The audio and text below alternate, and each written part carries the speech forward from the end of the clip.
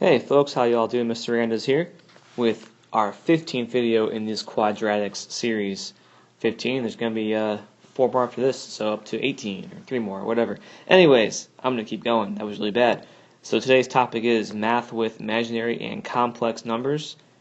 These are very similar, but there is one little difference I'll go over later. So first off, let's review quickly. So you've seen this in the last video, but just to remember, when you have something like this, so like a root negative 75, I want to break this down. So when I break this down, I'm going to first pull out negative 1 here, and then 75 can be 25 and 3. So then this is, of course, root 5 and root 5. So what I have then is these boys pair up, and this becomes I, because it's a root of negative 1. So I have 5I root 3. That is root negative 75 simplified. So again, let's not forget that we, of course, always define this as being I, right? It's not a real number, but to explain all negative roots, we always define that rule. So I is the square root of negative 1.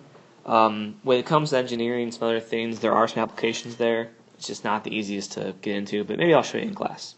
Anyways, so given that I is the square root of negative 1, what's I squared? Well, I squared, of course, would be I times I, right, which is the same thing as the root negative 1 times the root negative 1. That's what I is. Well, anytime you have two of the same roots multiplied together, you just get that whole number itself, right? The two roots kind of cancel out. So negative 1 is what I squared is. Well, let's keep going. What about I cubed? Well, just by rules of powers and exponents, I cubed is I squared times I. Well, I squared is negative 1, so it's negative 1 times I. Well, negative 1 times anything is the negative version, so it's negative I. And yes, you get negatives with i's. There are positive and negative imaginary numbers, just like there's positive and negative real numbers. So I have I, the first power is just I squared is negative 1, I cubed is negative I, so what's I to the fourth? Well, I to the fourth would be I squared times I squared, since you have, the fourth power. So I squared times I squared, well, I squared is negative 1, so it's negative 1 times negative 1, which of course becomes 1. Look at that. I to the fourth is just back to 1, a real number. So what's I to the fifth? And again, guys, if this is going too fast for you, you can pause it and go back. This is something you want to understand. Okay, anyways, I to the fifth. That's I to the fourth times I to the first, right? So I to the fourth from the last problem is 1 times I. So I to the fifth becomes I again. So look at that. I to the first, well, is just I. We get to I to the fifth, we're back to I again. This is a repeating pattern. Here's what it looks like. Whoops, up here. So anything to the 0 power in math is just 1, right? So 3 to the power of 0, you can type in your calculator if you want to check it yourself. That should have been learned algebra 1 somewhat. Anything to the power of 0 is 1. So I to the first, just I. I squared, negative 1. I cubed, negative I. I to the fourth is back to positive 1. These all come from the last slide I was on. So if you're not sure, again, back the video up. So I to the fifth is I to the fourth times I. So 1 times I. After this, the pattern repeats itself. I to the sixth, well, that's I squared times I squared times I squared. So it's negative 1 times itself 3 times. You get negative 1.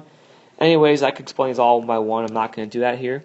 But in other words, this repeats. So I have this I, negative 1, negative I, 1 for the first 4 powers. And then for 5, 6, 7, 8, same pattern. For 9, 10, 11, 12, those powers of I, same pattern. So what you eventually get is just a repeating pattern, almost like a 4-hour clock.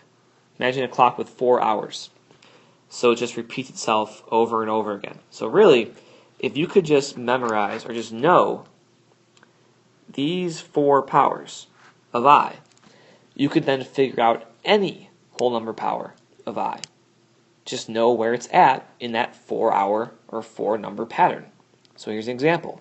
I to the 32nd. That sounds really complicated, but really it's not, because 32 is a multiple of 4. This is the same thing as saying I to the 4th to the 8th power, because power to a power multiplies.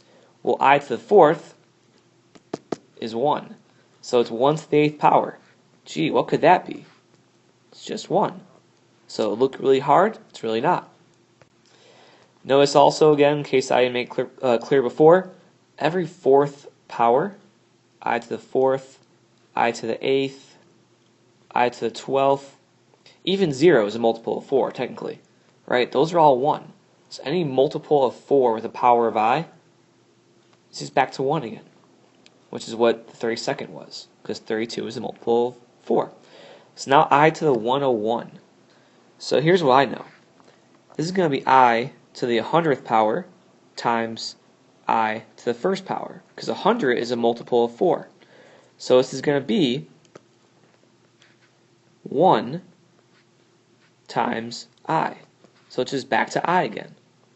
It's like our 1 in the 4-hour pattern. I to the 75th. Well, this one, I know that 72 is a multiple of 4. And I have 3 more powers of I to go then. Well, I to the 72nd being a multiple of 4 is just 1. And then I cubed is negative I. So my answer is negative I. Again, this looked complicated, but if you know just multiples of 4, it can be a lot easier. And finally, I to the 42nd. So for this one here, I know that obviously 40 is a multiple of 4, 4 times 10.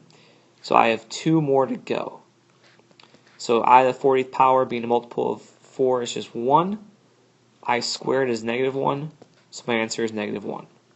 So I showed you 4 examples of higher numbers, of higher powers of I, that give you each different step in the pattern. Not in the same order necessarily, but just basically if you know where the number is in relation to this 4-hour pattern, you can find the power of I. I've repeated myself a lot for this. I apologize for that, but it is what it is, right? I'm doing this live. So one more thing to show you guys. And by one more thing, I mean, a few more examples. So if I have this, for example, first one, 4i times 7i. So that's going to be, just pretend it was x, right? It works the same way, i's and x's. 28i squared, because 4 times 7, I times I. However, I squared is negative 1. So your actual answer, all the way simplified, is negative 28. So when you get I squared in an answer, make that a negative number. Don't leave it like this. Leave it like that. This is better. This is not. This is better. Okay. And by the way, did you notice that? 2 imaginary numbers made a real number. This can happen. Doesn't happen in real life all the time because 2 imaginary friends don't make a real friend always. Probably not, but 2 imaginary numbers can make a real number.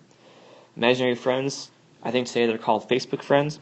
Anyways, so next one, 12i minus 4i. Again, just like x's, that's going to be 12 minus 4, 8i is your answer. So that's pretty simple. Just add or subtract i's and you're done. Next one, same thing, 17i plus 8i. Well, 17 plus 8, 25. So you're still combining like terms, just like you were before with x's or y's or z's or q's or whatever letter you have. Even though I is not a variable necessarily, you still treat it the same way when you do that kind of math. So the next one, negative 8i, all that squared. So it's going to be the same thing times itself. So negative 8i times negative 8i. So that's going to be, well, negative 8 times negative 8 is positive 64. I times I squared. But again, I squared is negative 1. So your answer is negative 64. So again, 2 imaginary numbers, 1 and 2, made a real number. And the last one, this one I would just distribute right? Because it's 7 i's on the outside. So what I have here is, I'll put it down here for room, 28i, because 7i times 4, and then minus 35i squared. So again, the I squared is negative 1. So it's going to be like having 28i minus 35 times negative 1. So it's actually going to be 35 plus 28i. That is the best answer to give. Now I can put the 28i first. It doesn't matter. I have a habit of writing the real number first, but it doesn't matter which one comes first. Anyways, such as a look at the basics of using imaginary numbers here. And this one actually is called a complex number, which I'll define more in class, but because it has both parts.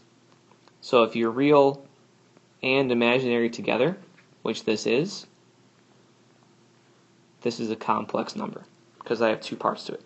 Okay guys, I'm going to stop there for now. Thanks for watching, and I'll see you at the next one.